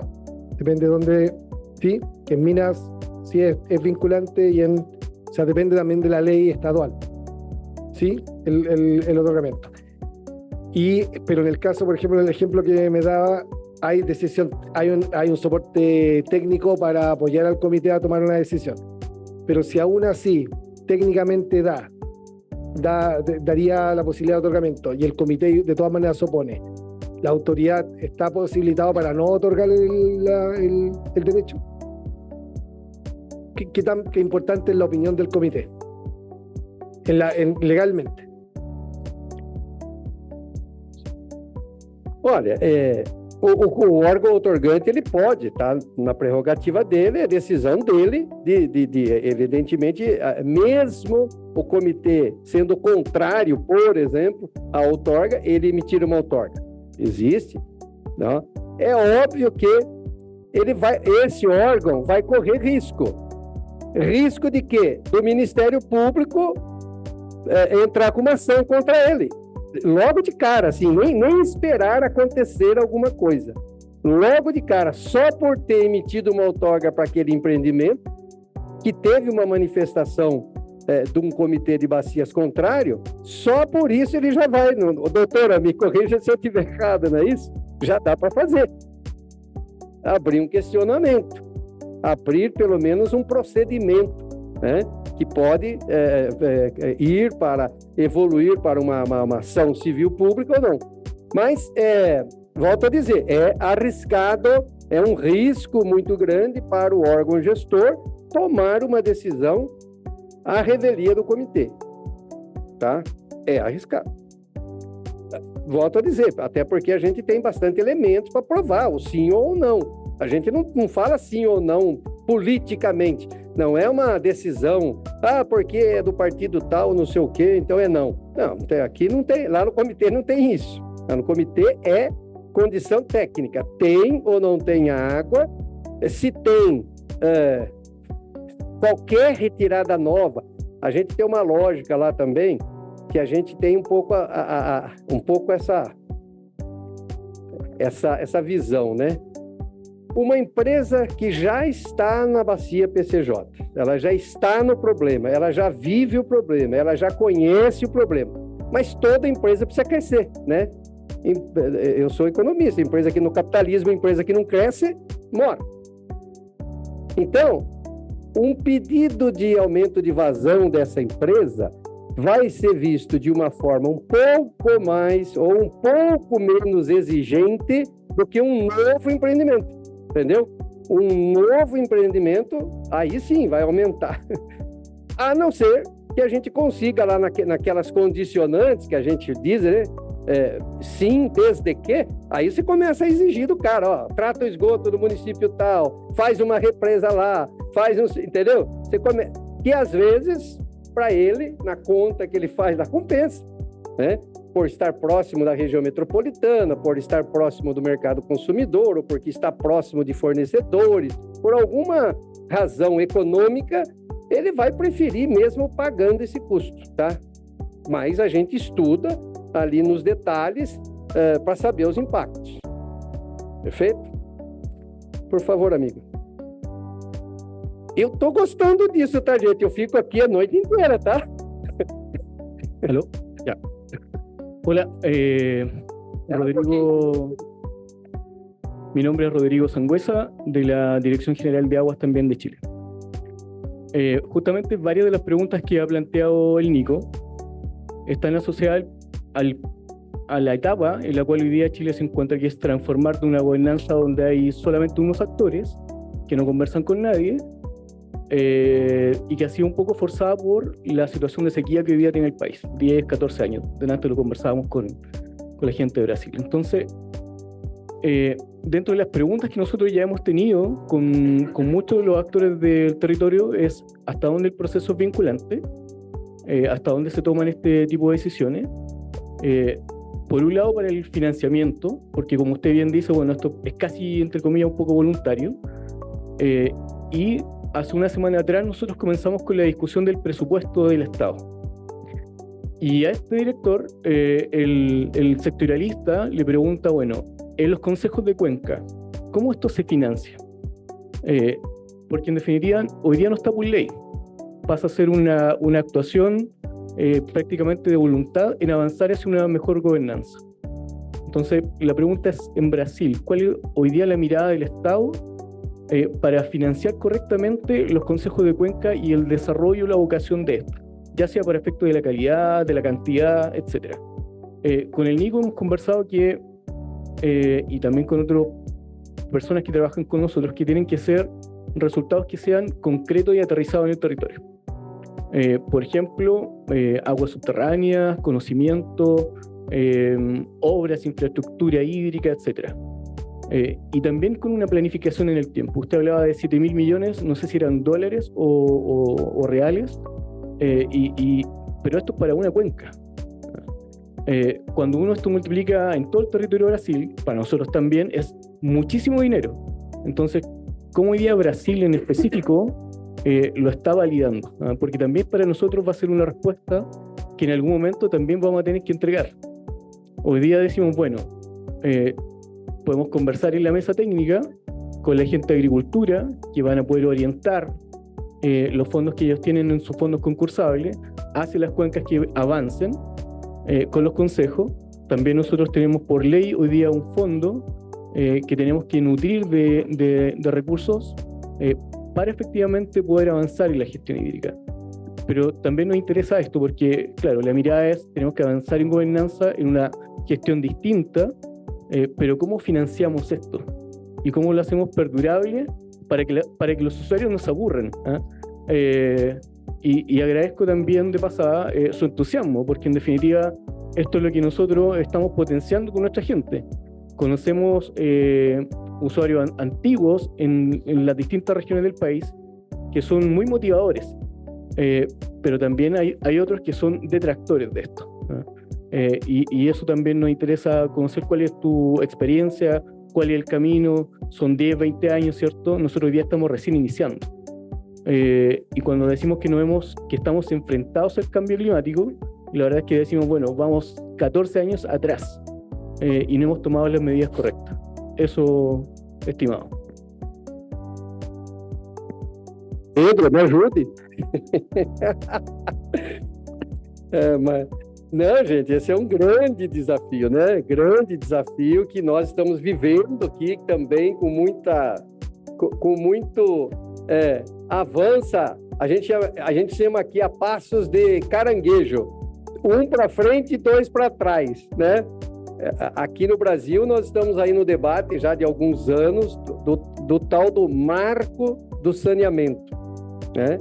O marco do saneamento que está tentando, não estou aqui fazendo julgamento de juiz, hein, gente? Estou contando para eles, vocês melhorem a minha explicação para eles. O marco do saneamento é tentar trazer a iniciativa privada para o saneamento, né? Por quê? Ora, no governo anterior não tinha dinheiro para saneamento, zero. No governo atual, anunciou-se aí alguns bilhões, nem lembro qual é o número, né? Anunciou-se, governo, que até ontem não tinha nenhum centavo para saneamento, queria privatizar tudo, agora está anunciando que tem dinheiro para saneamento, né? Então, só que, infelizmente, no Brasil ainda, esse dinheiro do imposto não pergunta para o comitê onde deve aplicar, não, né? Vem aqui em Brasília com o ministro, com o presidente da República, com o seu deputado, e é assim que esses recursos para saneamento chegam lá na bacia. Felizmente, qualquer dinheiro que chegue lá na bacia, para nós está ótimo. Para nós está ótimo, porque ele vai, se ele for bem aplicado, se ele for aplicado da maneira correta, para nós está valendo, porque ele vai retirar carga lá do rio, ou porque ele vai melhorar o desperdício, né, as perdas, ou porque ele vai melhorar a reserva de água bruta, né? Então, no nosso ponto de vista, seria muito bom que o governo brasileiro utilizasse, sim, regras da lei de recursos hídricos para distribuir os recursos, mas não use, tá? Não use. Só que eu volto a dizer, quando você tem lá na bacia um planejamento bem feito, é muito difícil, na minha opinião, eu consigo ver uma situação sem planejamento, consigo ver como era a nossa bacia, sem planejamento. Então, que tipo de tecnologia ia usar, onde ia fazer, uma série de informações técnicas para o projeto que era feito, no meu modo de ver, errado. Não ajudava o processo, muito embora, sempre um resultado positivo acabava tendo. Hoje, a gente tem informações mais precisas. Então, que tipo de tecnologia usar para melhorar uma determinada estação de tratamento de esgoto? Isso a gente tem lá várias opções para cada uma das estações. Porque a gente fica imaginando um município grande, um município pequeno que não tem técnico, que não tem lá capacidade técnica para discutir isso, para decidir. Ele tem um espaço para discutir, ele pode ir no comitê. No comitê, na Câmara Técnica de Saneamento nossa lá, todas as empresas de saneamento, seja estatal, seja municipal, seja privada, está lá na Câmara Técnica. Então, ele vai ter condições de conversar tecnicamente com alguém. Ele vai ter condição. Então, querer fazer a coisa certa, hoje está disponível. Na nossa região está. Querer fazer a coisa certa. Outra coisa que no Brasil, na minha opinião, é um grande avanço. Ainda não é utilizado na sua plenitude, mas se chama Agência Reguladora de Saneamento. Para mim, isso é uma conquista, um passo importante para o saneamento do Brasil. As agências ainda são meio medrosas, meio capengante ainda, mas já melhorou muito. Fiscalização, medição da qualidade da água na casa das pessoas, porque o comitê não vai na casa das pessoas ver se está tendo água boa ou está ruim, está contaminada. Nós não vamos lá, não é nosso papel. Então, por tudo isso, eu penso que, assim como o Chile, nós estamos nesse vai e vem, que é o que eu falo. Ora, existe um sonho no Brasil de uma camada da população e dos políticos que querem privatizar saneamento, né? Por vários governos aqui no Brasil se tentou privatizar, ou forçando a lei, ou fechando a porta do financiamento. De várias maneiras se tentou privatizar. Eu acho que dá para trabalhar com as duas coisas, é o que eu falo. Eu acho que não precisa se forçar nada, né? Eu acho que a gente tem que conversar, trocar ideias, porque existem soluções boas de todo jeito. De todo jeito. Eu, particularmente, vejo que o único serviço público que hoje, aqui no Brasil, se consegue cobrar. Eu estou olhando muito para a minha região lá, tá, gente? Que ainda tem, a grande maioria dos serviços de saneamento são municipais. A grande maioria são municipais. Então, o único serviço público que tem uma pessoa para você falar e reclamar é a água, porque o resto, tudo é uma máquina, né? Você vai reclamar da tarifa de telefone, é uma máquina, da tarifa de energia, é uma máquina. Você não fala mais com pessoas. O único é a água. Então, o prefeito, eu vim de Campinas para cá com o prefeito de Rio Claro, e ele estava reclamando, eu não posso aumentar a água porque o ano que vem tem eleição, pipipi. Aí o cara que estava lá dele, né, o Osmar, que é do Serviço de Saneamento, falou, mas o ano passado a gente já não teve, ou seja, já tem 2 anos que não foi nem a inflação. E a agência reguladora não fez o papel dela, porque tinha que ter ido lá e puxado a orelha. Tinha que ter ido lá e feito o seu papel. Então, é assim, tá? Infelizmente, a água no Brasil ainda é um objeto que se usa nas eleições. Essa é minha opinião, gente. Não é do comitê. Carlos Leandro, Tribunal de Contas do Estado do Rio de Janeiro. Só um complemento à pergunta do colega do Chile quanto ao orçamento, aí, por favor, me corrija se eu me equivocar por algum momento. Mas o comitê da bacia aprova o plano e decide também pela aplicação dos recursos que são arrecadados a partir da cobrança, né, da oferta do serviço. E o município ele pode buscar, junto ao comitê, recursos para financiar determinados projetos municipais, porque o município ele executa, ele é um ator importante na execução das ações do plano da bacia, né, hidrográfica. Só que esses recursos para financiar aqueles projetos que são do município e que são disponibilizados pelo comitê podem não ser suficientes para financiar todo o projeto municipal. Então, ele vai ter que subsidiar, tem que ser com recursos próprios. E aí a forma como ele vai buscar esses recursos, ele vai buscar um auxílio a um parlamentar, né, uma emenda parlamentar ao seu orçamento, né, na esfera federal, ou seja, se ele vai buscar junto à União esses recursos, aí é com ele, mas é fundamental entender que o município é que vai ter que financiar essa diferença. E aí, se o município tiver capital político, né, para conseguir essas emendas parlamentares, ótimo, ele consegue recursos da União, o Poder Legislativo transfere esses recursos. Mas se ele não tiver esse capital político, ele vai ter que tirar recursos do próprio bolso, muitas vezes não tem. E aí isso acaba dificultando o alcance das metas. Por favor, me corrijam se eu estiver me equivocado de alguma forma. Além do recurso próprio do município, a Caixa Econômica, o BNDES, a própria estrutura do saneamento tem formas, tem linhas de financiamento para propiciar.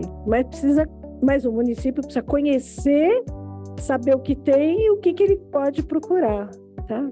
Não, perfeito. E aí também um projeto futuro, né, que a gente está debatendo, a GEVAP lá no Rio de Janeiro também está nesse debate, porque em 2020 a ANA modificou a sua norma, né, de aplicação de recursos da cobrança, e agora nós somos obrigados, né, pela norma da ANA a aplicar recursos da cobrança quando é repasse para município, especialmente para saneamento, da forma reembolsável e não mais a fundo perdido. Então, por exemplo, o nosso comitê, nesses anos todos, ele já colocou recursos da cobrança, tanto federal quanto estadual paulista, na casa de 500 milhões de reais. 500 milhões de reais, 100 milhões de dólares. Se parte desse dinheiro tivesse retornável, fosse um financiamento retornável, mesmo que fosse a juros zero, né? A gente teria um fundo ali de 200 e poucos milhões de reais que resolveria problemas de pequenos municípios. Óbvio, não vai resolver o problema de uma Campinas, por exemplo, que tem 1.200.000 habitantes, uma ETE lá custa 70, 80 milhões de reais, 100 milhões de reais. Mas resolveria problema de municípios pequenos e tal. Então, nós estamos buscando os elementos para implantar isso agora. Tem os colegas na frente. Eu acho que você ia complementar isso. Não, aí realmente é só uma preocupação, né? Porque eu entendo a visão econômica aplicável a essa política, entendo. Principalmente quando você tem uma agência que tem a necessidade de se autofinanciar, e é uma característica da governança, né, da gestão de política de recursos hídricos, como você bem colocou. Mas a minha preocupação no momento em que se estabelece uma política de financiamento que seja reembolsável, isso vai ter um impacto, né, na contabilidade pública, né, daquele município que está recebendo esses recursos e especialmente no endividamento público. E a grande maioria dos municípios do nosso país, como a gente conhece, está com o endividamento público ali bem no limite. Isso não pode prejudicar a execução de uma política de recursos hídricos? Pode, mas daí, como diz a lei, quando você não consegue fazer o reembolsável, você vai fazer a fundo perdido, você tem que ter uma justificativa. E a gente tem uma justificativa, os municípios não têm capacidade de endividamento. Estou aqui falando que podemos chegar nesse limite, lógico, né? Então, os municípios não têm. Vamos lá, uma das coisas que precisa ter aqui na lei brasileira para poder repassar dinheiro é CNDs, né? Certidões negativas. Se o município não tem, sinto muito, não tem, eu não vou poder repassar. Então, pronto, então a justificativa já está dada para o não cumprimento da norma, é isso que eu quero dizer. Mas a gente vai conseguir sim, viu? Pois não.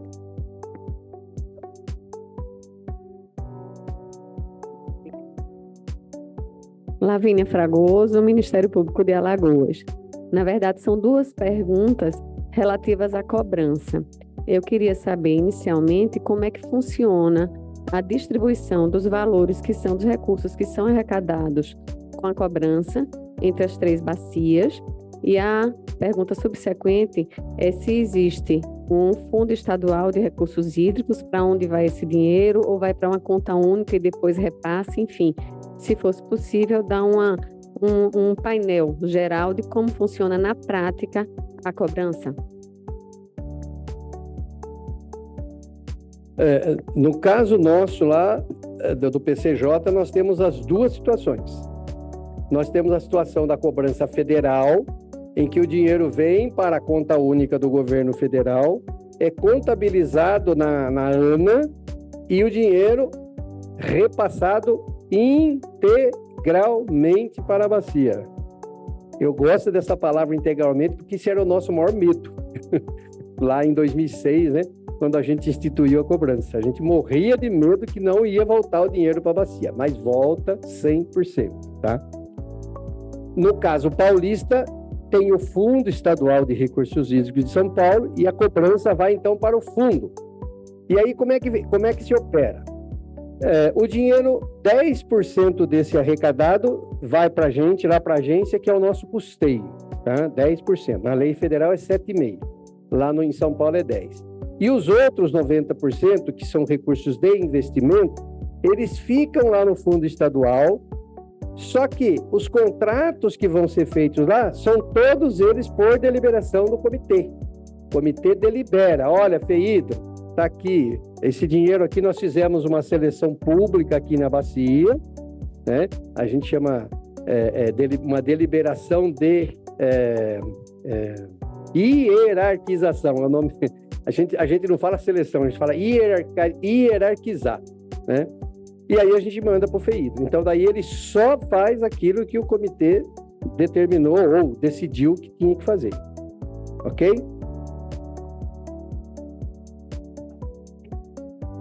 Não, ele não é repassado para a agência, não é. Em São Paulo, o dinheiro do investimento não é repassado para a agência. Ele fica lá e ele é operado pelo Estado. Só que ele repassa, ele vai contratar o que o comitê decidir, entendeu? Ele não pode o Estado decidir, não. Ou financiar algum programa dele, não. Não é arrecadado de forma separada ali nessas 3 que a gente opera lá, né? O PCJ. Não é. E a gente também não aplica com esse critério por subbacia. A gente tem uma aplicação. Nós temos um plano de bacia que estuda a bacia como um todo e tem as prioridades de acordo com a bacia integralmente. Não tem um recorte por essas 3 subbacias. Não tem, tá? Nunca fiz um desenho dessa série. Mas é que a nossa principal arrecadação vem de que é a transposição. Então, o que eu digo lá? Todos, ou invariavelmente todos os municípios que tenha o hábito, que tenha a prática de buscar dinheiro no comitê, ele normalmente recebe mais dinheiro do que ele paga de cobrança pelos da água. Porque nós temos um grande pagador, que é a Sabesp, que ele não pega esse dinheiro de volta. Então ele é redistribuído. E assim é no São Francisco e assim é lá no CEIVAP também. Tem um grande pagador. Então, os outros municípios da bacia são beneficiados. Pronto? Tem o André aqui ainda. De novo, André, Comitê PCJ. Essa discussão sobre financiamento do saneamento, assim, eu vou apanhar dos usuários lá da bacia, uma opinião que eu vou dar, mas é mais pessoal do que qualquer coisa, assim. Eu vejo que para tudo que a gente está falando de saneamento, tem tarifa. A lei de saneamento fala que o serviço tem que ser economicamente viável. Tem que ter economicidade tarifária e tal. Mas, enfim, o mundo ideal era que os serviços se financiassem a partir de uma regulação. Por quê?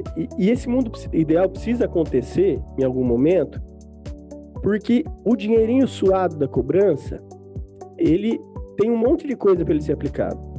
Monitoramento, manutenção das estações, planejamento, sistema de suporte à decisão, proteção de mananciais. Então, assim, tem um monte de coisa que não tem de onde vir dinheiro. E que se a gente não fizer, a gente não vai profissionalizar a gestão de recursos hídricos.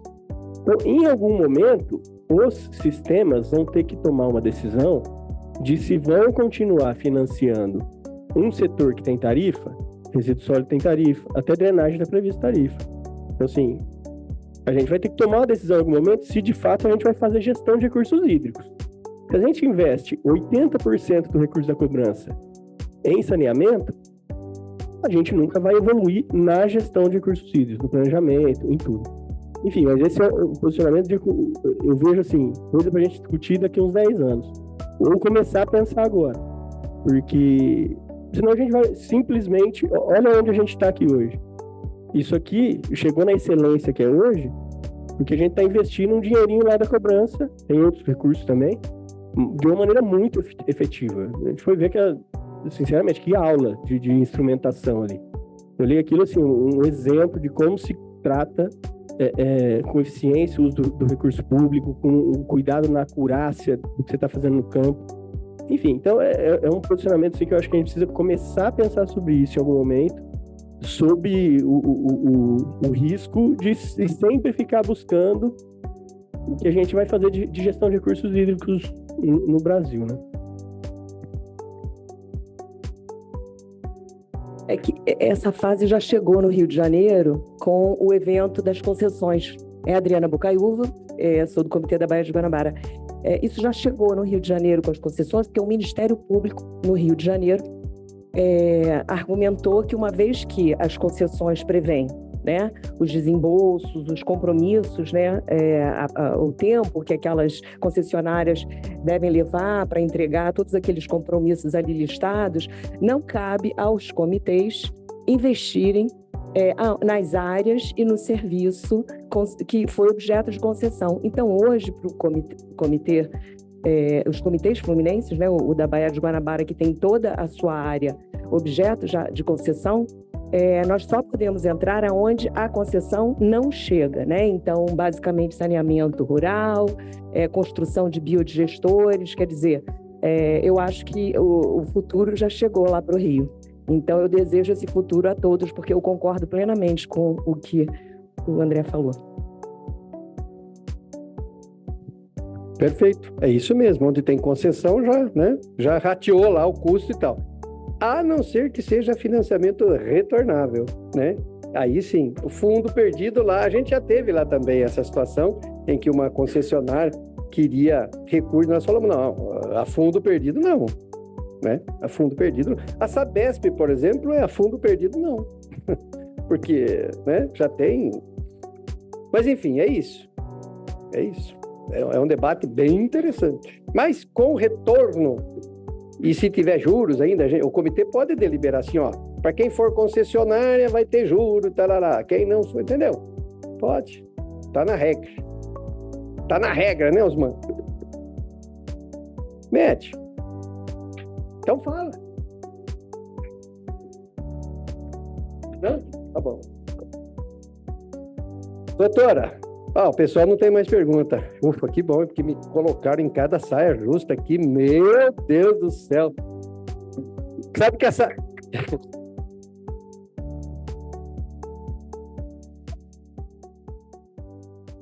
Obrigado pela paciência, viu, gente? Obrigado.